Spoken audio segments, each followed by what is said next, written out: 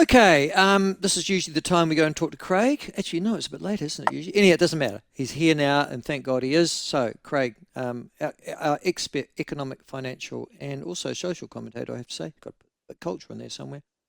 Craig Stobo joins us now. Craig, welcome to the show, mate. Listen, I've been looking at the international trading environment after the last 48 hours, and gosh, it's exciting, isn't it? It's very hard to know what the president of the US is going to say next. So, peace is going to break out in the Ukraine, 30-day ceasefire, but subject to Putin. Canadians are upset, countervailing tariffs. The Europeans are upset. The Australians are pitching in. We might wind back some tariffs. Like, it just seems to be policy making on the hoof. But the consequences of that are just lots of uncertainty for markets, because it affects in the US, clearly, and it affects the way investors see the prospects for earnings and stocks. So it's not of a magnitude that 5 to 10% moves overall, but they are moving around each day. And you will have seen the slide in Tesla shares has been particularly dramatic, and some of that magnificent seven, those tech stocks in the Nasdaq and the S&P 500 have been affected a lot. So, the valuations have been pretty high for some of those companies, and uncertainty doesn't help them. So I agree with you, volatile.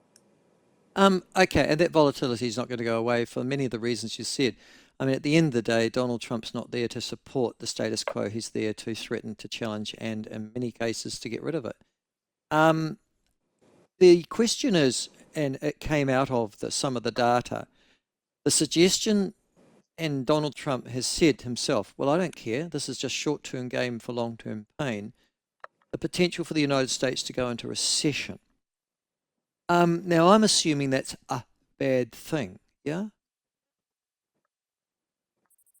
Well, yes, depending how you're affected by that, but that would be one where investment confidence evaporates. The government part of the account is winding back in terms of stimuli. So I think he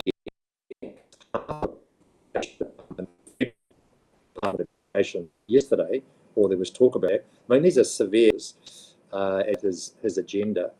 So the Federal Reserve is currently on hold in straits, because until now, actually the US economy has been really robust, jobs growth, confidence, etc. But when you have confidence being undermined by policy changes as volatile as this, Craig, you're breaking up, mate. We can't. We're hitting every second or third word, so I'll get Josh to deal with that. And what deals with that with you, Craig? Yes, just on that issue, as you know, the trade, there was something of a trade war they're characterising it. I think it's probably a fair call, which has prompted retaliation from the European Union and Canada. And so obviously Donald Trump's what's the word? He is hunkering down and increasing those threats in response to what he understands to be aggressive countermeasures. But the thing that strikes you is what they are actually tariffing in the United States, apart from US steel and aluminium production, which he wants to remove or restore back to the US. There are other goods in particular as well. And Craig is back with us now. Craig, we were just talking about the recession, and we were saying that shares are mixed. You talked about share declines and things like that. The Nasdaq's jumped down, etc., etc. I wonder, though, long term, whether he will get what he wants, which is businesses that want to deal with the United States relocating their industries and their businesses to the US to make sure that they've still got access to that market. Yeah, well, a lot of global businesses are already in the US, of course. So your car manufacturers, for example, is one. But I think what's happening, Michael, is that the trade war is escalating. It's not going back the other way. And so that doesn't just affect the US, it affects all trade flows going between America and the rest of the world. So you're going to get countervailing tariffs put in place on agricultural exports, for example, to China. You're going to get Europeans saying, actually, we don't want some of your fine whiskies. You know, it just reverberates. It gets worse. But can I ask, okay, can I just probe you on that one? The US is imposing this, so it's the US versus everybody else at the moment. Yep. But and yes, they are our second largest trading partner, and yes, it could potentially have some impact. Well, it will have some impact, obviously, on our exports there. But for other trading partners, China, the EU, Australia, is it going to affect those trading relationships, do you think, Craig? Well, yes, and that sort of goes to, the dependence of countries on exports or trade as a percentage of their GDP. So in America, trade as a percentage of GDP is a lot smaller, as a size of their economy is a lot smaller than, for example, with some smaller European nations and New Zealand, which sits at about 25%. So we rely a lot more on trade flows than, for example, the US does. Mm. So Trump is betting, for example, that despite the kind of theory around the comparative advantage that New Zealand's far better off exporting food and importing cars, Trump's saying, I don't want to play that theory. I want to play the theory that if I hit other people hard, I'll get some benefits by protecting my industries who can grow jobs. Unfortunately, what he doesn't realise is that the economies of the world now are much more interdependent than they have been ever. So just the number of components that move across the Mexican border or the Canadian border, for example, just in the car industry alone, you got numbers of 6 or 8 times movements of goods across the borders as they build cars that might be exported from the US or to the US. So it's just going to be a losing strategy. Nobody wins these wars. Okay.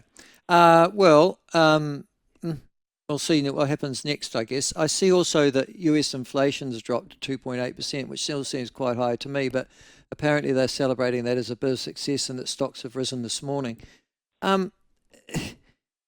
Is there a potential that this is all just a trading gambit from Donald Trump and that eventually, because a whole series of world leaders are beating a path to the White House, aren't they, at the moment, to try and convince them otherwise? Yeah.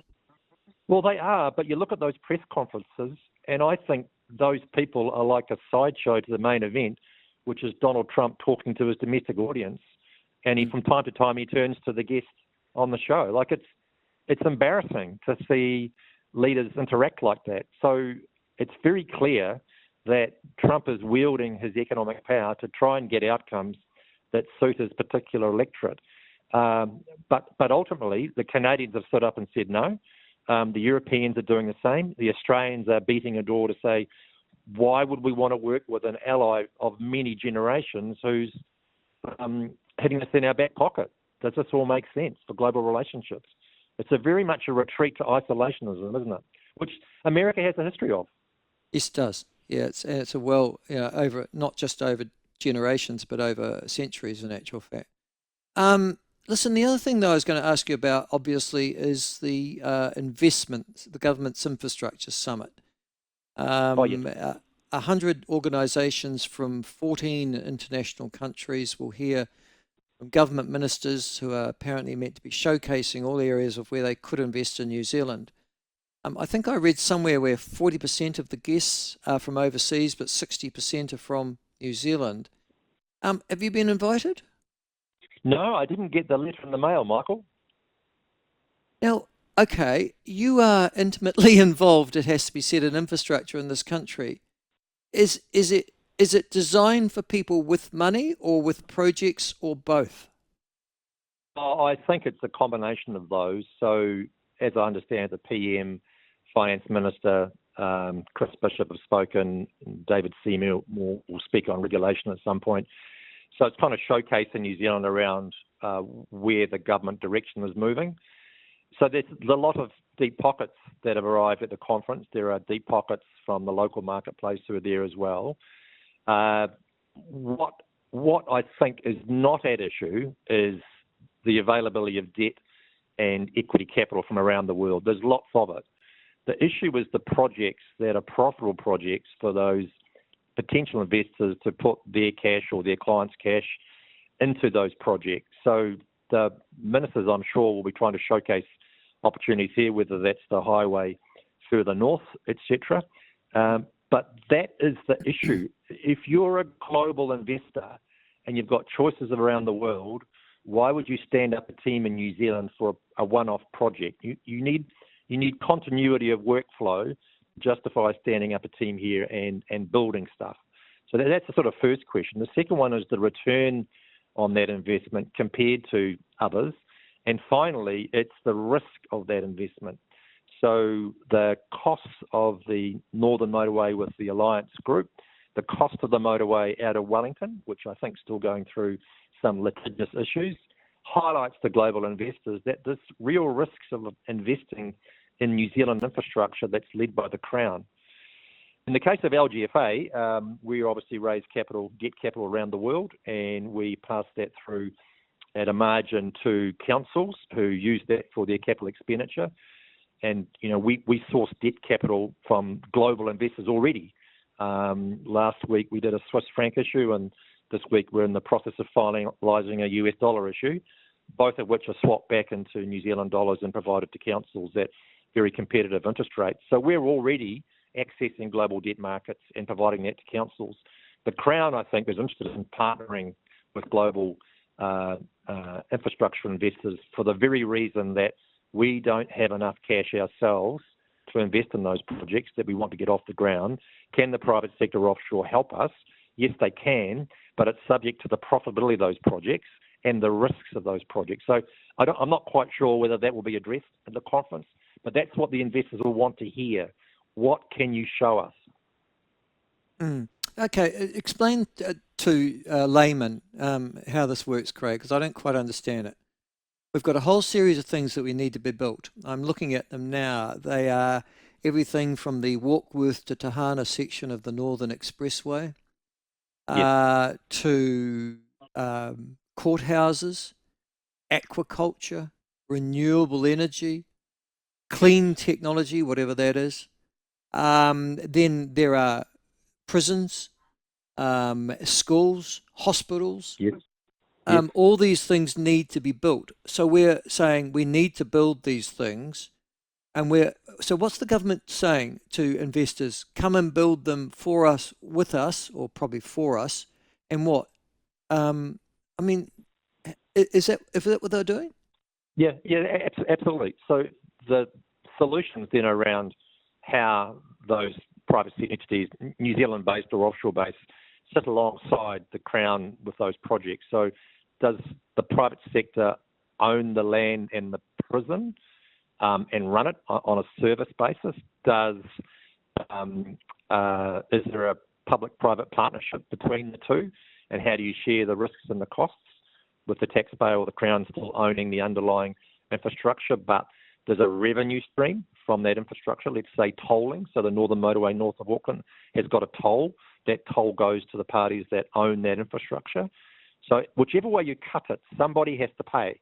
And it may well be that we move to a more commonly used user pays model that is in place offshore to enable the income stream to flow to the capital, to pay the capital that's been provided to that particular project. As always, there are risks around those user charges. So how do you bake them in? If you have a lumpy infrastructure project, call it a road, and then no one uses the road and you expect it to get payback over time by user charges, it's not very helpful, is it? So it's all about the structuring of those partnerships, or the structuring of the way the private sector works with the public sector.